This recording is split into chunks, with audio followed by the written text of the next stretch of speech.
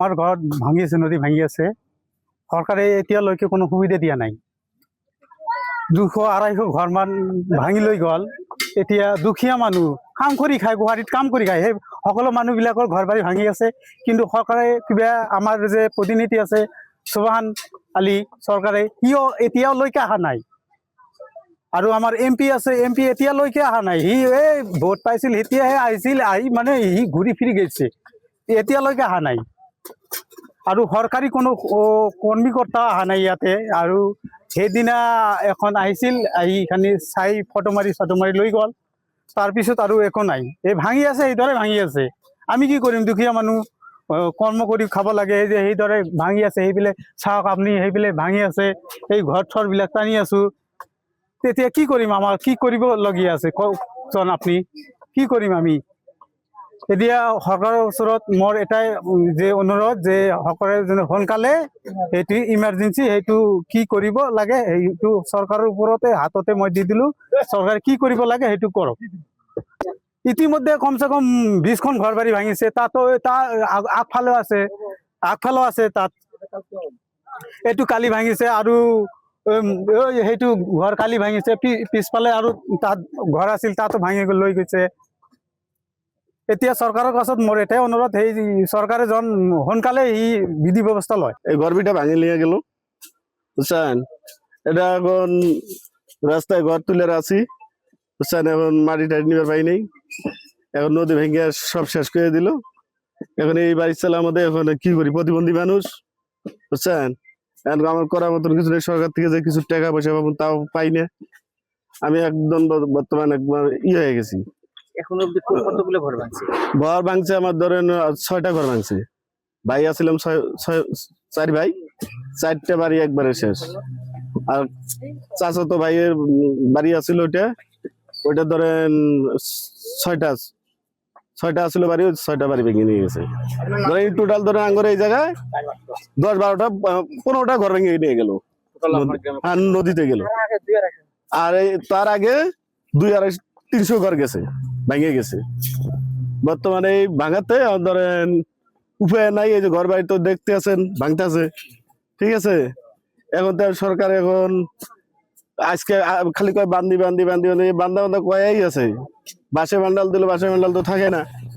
হ্যাঁ, তাই এবারে এখন শুনতেছি বলে বান বলে দিব, এখন তো বান তো আসে না, খালি কয়ে দিমু। তা আঙ্গরে যদি আঙ্গরে এই ইগুলার গরিব মানুষগুলার ভাঙা চুরার জন্য কিছু যদি একটা সাহায্য দিল নি, কতটুকু একটা উপকার হইল নি। কোন সমস্যা পড়েছে? এটা পড়ছে গোলগঞ্জ সমষ্টি, গরিপুর সমষ্টি। সরকার কি জানাবো? গরিপুর খবর লবলে কোনো প্রতিনিধি আইছে না? না, কোনো কিছু আসে নাই, কেউ আসে নাই। আপনার এই ভাষা আমার সামনে, তাছাড়া কেউ আসে নাই। আর এমএলএ এমপি কোনো কেউ আসে নাই, দেখতে আসে নাই।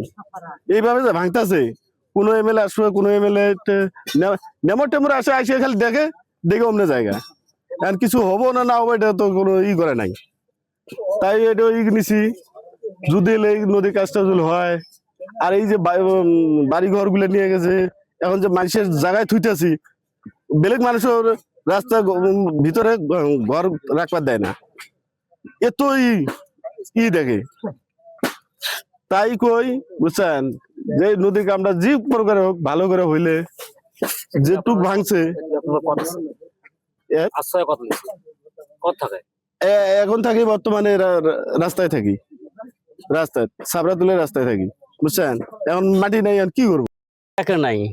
আজি 15-20 বছর হয়ে গেল, মানে কোনো ধরনের যে সুবিধা নদীর কথা, মানে এটি এমপি বা এমএলএ যদি এই জায়গায় আসে, ভোটের টাইমে আসে, যে ভোটটা লাগে আমাদের, এই যেটা ভোট নেওয়া লাগে, মানে ইসের কথা কয় আর কি, যে আমরা ভোটটা আমাকে দাও, আমরা নদী বান্ধে দিয়ে ছেড়ে যাবো। এটা এমপির কথা, এমএলএর কথা। কিন্তু আসলেতে ভোট যখন পার হয়ে যায়, আমাদের এই জায়গায় এমপি এমএলএ কেউ মানে গুরুত্বই দেয় না। এখন অবধি দেখেন 200-250 ঘর ভেঙে গেল, জায়গা জমি মোটামুটি 500-700 বিঘা মাটি ভেঙে গেছে, কিন্তু কোনো সুবিধা আসে নাই। এখন কথা হইলো, এগুলো কই এত লাভ নাই। সরকারও গুরুত্ব দেয় না, আর এমপি এমএলএ এগুলো কোনো গুরুত্ব দেয় না। সাধারণ রাজ্যে আর কি করি আমরা, এমন টাইমে রাজ্যেরও মানে সুবিধা নিয়ে কিছু কাম করছিলাম, বাঁশের কাম করছিলাম বা বস্তা ফেলাইছিলাম বালু তুলে, কিন্তু কোনো কাজ হয় নাই। এখন করার মতন আর কোনো রাস্তা নাই। এখন যদি মনে করে সরকারে, আমাদের মুখ্যমন্ত্রী হেমন্ত বিশ্ব ডাঙ্গরিয়া যদি কিছু একটা সুবিধা দেয় তাহলে আমাদের উপকার হবো আর কি।